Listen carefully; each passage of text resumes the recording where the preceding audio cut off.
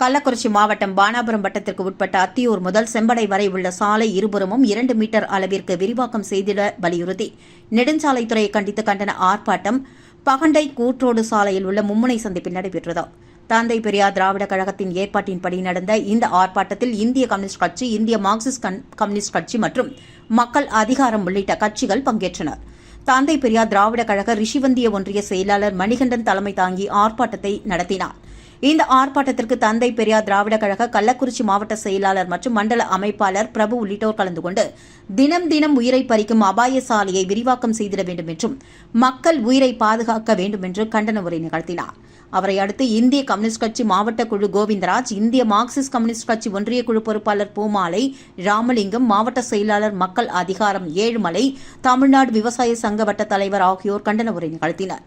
ரிஷிவந்திய ஒன்றிய கழக தந்தை பெரியார் திராவிட கழக தோழர்கள் விஜயகாந்த், சேகர், விக்ரம், பிரகாஷ், ராகுல், சக்தி, முத்துவேல் ஆகியோர் முன்னிலை வகிக்க இந்த ஆர்ப்பாட்டத்தில் பங்கேற்ற நிர்வாகிகள் பலர் கலந்து கொண்டு சிறப்பித்தனர்.